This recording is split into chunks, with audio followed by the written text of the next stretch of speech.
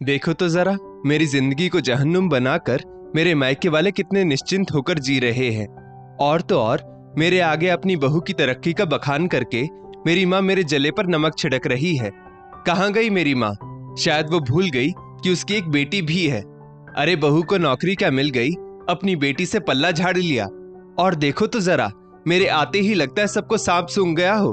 पापा क्या चले गए, अब इस घर में कोई नहीं जो ये भी पूछे कि बेटा किसी ने कुछ कह दिया क्या। माँ, ओ माँ, कहाँ हो? भाभी, माँ कहाँ है? गुस्से में अपने मायके आई हुई कविता ने अपनी भाभी नेहा से पूछा। आंगन में काम करती हुई नेहा हाथ पोंछकर बोली, अरे दीदी प्रणाम। यूं अचानक सब ठीक तो है ना? और ये क्या, भाभी से हाय हेलो कुछ भी नहीं, बस मम्मी जी की खोज खबर ले रही है। आइए बैठिए ना, कितने दिनों बाद आई है। और पता है आपसे मिलने के लिए मैं कितनी इच्छुक थी। एक आप ही तो हैं जिससे अपने मन की बात मैं कह सकती हूँ, पर आप अपने घर में इतनी व्यस्त रहती हैं कि मैं आपको परेशान नहीं करना चाहती थी। आइए यहाँ बैठिए। कविता को एहसास हुआ कि उसकी भाभी उसके साथ हमेशा एक सखी जैसा व्यवहार रखती है, तो उसने अपना लहजा बदलते हुए कहा, अरे कुछ नहीं भाभी, घर का सारा काम करके आई हूँ और बाहर गर्मी इतनी है कि चिड़चिड़ेपन में आवाज तेज हो गई। प्लीज माइंड मत कीजिएगा। नेहा बोली, अरे नहीं नहीं दीदी, आपकी बात का क्या बुरा मानना। आप बैठिए, मैं अभी आपके लिए पकौड़े और कॉफी बनाकर लाती हूँ। इतना कहकर नेहा कविता के लिए पकौड़े और कॉफी का इंतजाम करने के लिए रसोई में चली गई। कविता थोड़ी देर आंगन में बैठी, फिर इधर उधर घर में घूमने लगी और अपने पुराने कमरे में चली गई, जहां नई नई तस्वीरें और नया नया सामान लग चुका था। वहीं अपने पिता की तस्वीर को देखते हुए कविता बोली, पापा कितना बदल गया यहाँ सब कुछ। मेरी शादी क्या हुई, ये घर तो मेरे लिए पराया होता जा रहा है और अब तो माँ भी बदलती जा रही है। तभी नेहा कविता को ढूंढते हुए उस कमरे में आई और उसकी बातें सुनकर उसे हौसला देते हुए बोली, दीदी आप ऐसा क्यों सोच रही हैं कि ये घर और यहाँ के लोग आपके लिए बदल गए? कुछ भी नहीं बदला है। अगर मन में नाराजगी होना तो सही चीज भी हमें गलत नजर आती है। कविता बोली, कहना बहुत आसान है, पर जिस पर बीतती है ना, उसके मन के दर्द को वही जानता है। पर मैं आपके लिए बहुत खुश हूं, तो आप मेरी बातों का गलत मतलब मत निकालिएगा। मैं भी कुछ करना चाहती थी। एक बहुराष्ट्रीय कंपनी में मेरी नौकरी भी लगी थी, पर मेरी सास ने मुझे नौकरी करने से मना कर दिया। यहाँ तक कि मेरे ससुर जी और पति रमेश ने भी मेरा साथ नहीं दिया। पता है, मैंने उम्मीद की थी कि रमेश तो कम से कम मेरी भावना को समझेंगे, पर उन्होंने कहा यह घर और महिलाओं का मामला है, तो मैं बीच में नहीं पड़ना चाहता। नेहा बोली, मुझे इस बारे में कुछ भी पता नहीं। कविता हंसकर बोली, हाँ कैसे पता चलेगा, आपको किसी ने बताया नहीं होगा। मुझे याद है उस दिन मैं गुस्से में यहीं चली आई थी और माँ को सारी बात भी बताई थी, पर वो तो मेरा साथ देने के बजाय उल्टा मुझे ही समझाने लगी और इतना लंबा चौड़ा भाषण दे दिया कि घर की जिम्मेदारी और सभी का ध्यान तुम्हें ही रखना है और तुम्हारे पति और ससुराल वालों के फैसले में मैं दखलंदाजी नहीं कर सकती। नेहा बोली, फिर? कविता गुस्से में बोली, फिर क्या, मैं हार कर वापस अपने ससुराल चली गई और धीरे धीरे नौकरी की बात भी भूल गई। वो तो जब माँ ने फोन पर बताया कि आपकी जॉब लग गई है और अगले हफ्ते से आप ज्वाइन कर रही हैं, ये सुनकर माँ और घर वालों के लिए मेरी पुरानी नाराजगी जाग उठी। मैंने सोचा तो था कि फोन पर ही माँ से बात करूं, पर फिर सोचा नहीं, फोन पर कितनी ही बातें होंगी, यही सोचकर यहाँ चली आई। नेहा हंसकर बोली, अच्छा किया जो आप यहाँ आ गई। लीजिए, अब गर्मा गर्म पकौड़े और कॉफी पीजिए, इससे आपको अच्छा लगेगा। मैं मम्मी जी को फोन लगाती हूँ, उन्हें गए हुए भी बहुत देर हो गई है। कविता बोली, आखिर माँ गई कहाँ है? ऐसे तो उसकी पड़ोसियों से बनती नहीं, फिर आज पड़ोसी के घर इतनी देर से क्या करने गई है? नेहा हंसकर बोली, वो कमला चाची की बहू से मिलने गई है। कविता बोली, क्या हुआ कमला चाची की बहू को? नेहा बोली, अरे दीदी कुछ भी नहीं हुआ है, वो भी तो वर्किंग वुमन है ना, और मुझे अगले हफ्ते से ज्वाइन करना है, तो मम्मी जी कमला चाची से उनका अनुभव और अपने लिए और मेरे लिए कुछ सुझाव लेने गई हैं। इतना कहते कहते नेहा हंसने लगी और प्लेट से पकौड़े उठाकर खुद भी खा रही थी और कविता के आगे भी बढ़ा रही थी। नेहा की बात सुनकर कविता को ऐसा लगा मानो उसके कानों में जैसे किसी ने आग का गोला रख दिया हो। उसके मुंह से कॉफी की गर्माहट तो नहीं, बल्कि उसके अरमानों के अंगारे जरूर बरस रहे थे। वो बोली, वाह, माँ को तो जवाब नहीं। मेरे वक्त पर तो दुनियादारी की बातें याद आ रही थी, मुझे घर और जिम्मेदारी का पाठ समझा रही थी, और आज जब आपकी बात आई तो दूसरों से टिप्स लेने गई है। हद है। सच कहते हैं लोग, बेटियों की शादी के बाद माँ का प्यार भी बदल जाता है। नेहा बोली, दीदी बुरा ना मानो तो एक बात बोलूं, नाराजगी से रिश्ते बनते नहीं बल्कि बिगड़ते हैं। ऐसा नहीं है कि मम्मी जी ने आपको काम करने से मना किया और मेरे लिए एक बार में हाँ करती, बल्कि मैंने बैठकर उनसे अपने मन की बात साझा की और उनकी परेशानी भी सुनी। फिर उसका हम दोनों ने बैठकर हल निकाला, तब जाकर कहीं मम्मी जी मानी है। अगर आपने भी अपनी सास के साथ बैठकर कुछ उपाय निकाला होता तो शायद। कविता तपाक से बोली, तब भी कोई हल नहीं निकलता। अरे जब अपनी माँ साथ ना दे तो ससुराल में सास ससुर और पति से क्या उम्मीद कर सकते हैं। तभी कविता की माँ सुमन जी घर के अंदर दाखिल हुई और बेटी को देखकर बोली, अरे कविता, तुम कल ही तो हमारी फोन पर बात हुई थी और आज तुम यहाँ अचानक, क्या बात है बेटा, सब कुछ ठीक तो है?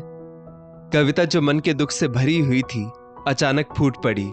हाँ माँ, आती नहीं तो क्या करती, और अगर मैं यहाँ नहीं आती तो आपके दो मुंहेपन की झलक तो मैं देख ही नहीं पाती।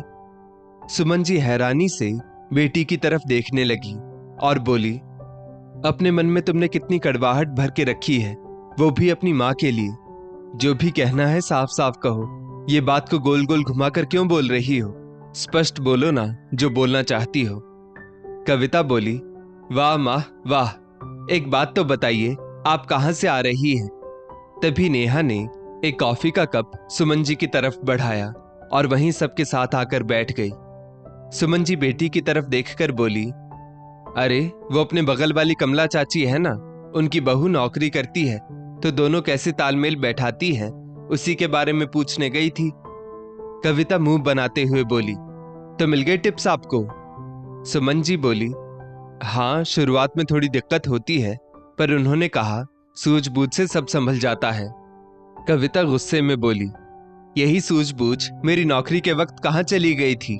मेरी नौकरी के समय तो आपने अपना पूरा ज्ञान का भंडार ही मुझे सुना दिया था, तब क्या हो गया था आपको? अपनी बेटी के लिए क्यों नहीं आपने ये कदम उठाया? सुमन जी हंसकर बोली, अच्छा तो ये बात है, इसलिए तुम नाराज हो? कविता गुस्से में अपनी मां से मुंह फेर कर बैठ गई तो सुमन जी ने कहा, कविता ध्यान से सुनो मेरी बात, नेहा मेरी बहू है, उसकी खुशियों का ध्यान मैं नहीं रखूंगी तो ये मेरी खुशियों पर क्यों ध्यान देगी? आज अगर मैं इसकी मदद नहीं करूंगी तो क्या बुढ़ापे में ये मेरा ख्याल रखेगी? और दूसरी बात ये कि इसके बाहर जाने से इसके पति को कोई ऐतराज नहीं। रही बात तुम्हारी, तो तुम इस घर की बेटी हो, तुम जिस घर की बहू हो उस परिवार के बुजुर्गों और तुम्हारे पति की सलाह को मानना तुम्हारा कर्तव्य बनता है बेटा। मैं तुम्हारे घर के मामले में हस्तक्षेप कैसे कर सकती हूँ?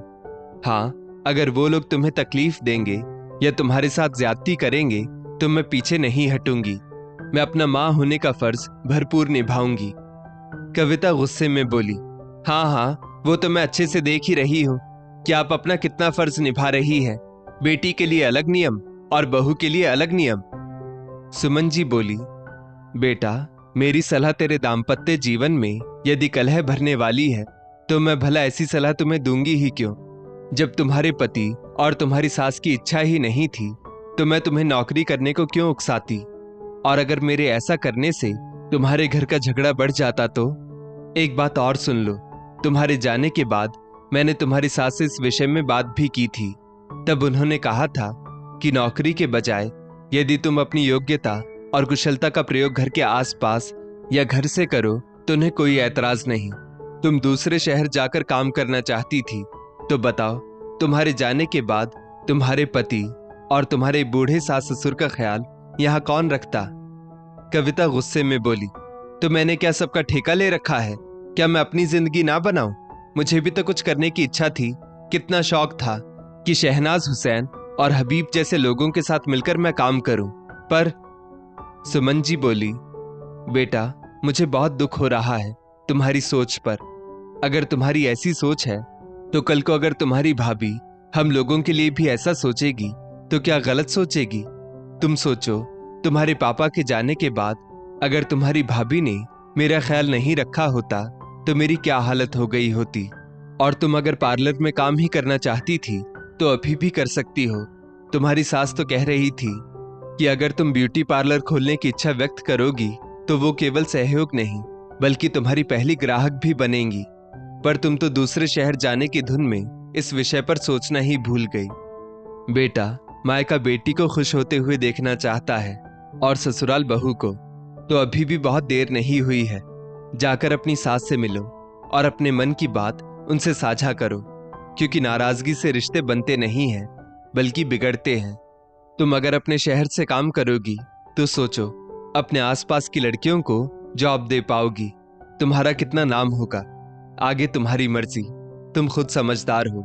अब आई हो तो 1-2 दिन रुक कर जाना। इतना कहकर सुमन जी अंदर चली गई। सुमन जी के जाते ही नेहा ने कविता का हाथ अपने हाथ में लेकर कहा, दीदी मैं बहुत भाग्यशाली हूं जब मुझे ये परिवार मिला और मम्मी जी जैसी सास मिली। उन्होंने मेरी भावनाओं को समझा। और पता है आपको, जब उन्होंने मुझे नौकरी के लिए हाँ की तो मैंने मेरी माँ से भी बात की और उनकी भी परमिशन ली। जब वो दूसरे की बेटी के साथ अन्याय नहीं कर सकती है तो अपनी बेटी के साथ अन्याय कैसे कर सकती है? सही तो कह रही है मम्मी जी। एक बार आप अपनी सास से बैठकर बात कीजिए और अभी भी देर नहीं हुई है। याद है पापा जी क्या कहते थे, जब जागो तभी सवेरा। तो आप अभी भी अपना काम शुरू कर सकती हैं और हम सब आपके साथ हैं। आप बस मम्मी जी से नाराज मत हो, क्योंकि नाराजगी रिश्ते बनाती नहीं बल्कि बिगाड़ती है। तो अब आप 1-2 दिन रुकेंगी तो हम खूब मस्ती करेंगे और सभी नाराजगियों को खत्म कर देंगे। कविता कॉफी खत्म करके उठी और नेहा को गले लगाते हुए बोली, नहीं भाभी, यहाँ रुककर मैं अब देर नहीं करना चाहती। तो मैं अपने घर जाऊंगी। और भाभी आपने मेरी आंखें खोल दी। इतने वक्त से मैं अपने मन में अपनी माँ के लिए नाराजगी लेकर बैठी थी। आज ही घर जाकर मैं अपनी सास से इस विषय पर बात करूंगी और अपना काम शुरू करूंगी। पर इससे पहले अपनी माँ को पूरी तरह से संतुष्ट कर दूं कि उसकी बेटी अब उससे नाराज नहीं है। सच कहते हैं लोग, बच्चे हमेशा नादान ही होते हैं। अगर माँ ना होती तो हम जैसी बेटियों का क्या होता। इतना कहकर कविता सुमन जी को मनाने उनके कमरे में गई। माँ तो माँ होती है। सुमन जी भी झट से मान गई और बोली, जाओ बेटा, खुश रहो। जब जागो तभी सवेरा। खूब तरक्की करो। दोस्तों, इस स्टोरी को लेकर आपकी क्या राय है नीचे कमेंट करके जरूर बताइएगा। और ऐसी ही और भी बेहतरीन वीडियोस के लिए हमारा पेज जरूर फॉलो करें। धन्यवाद।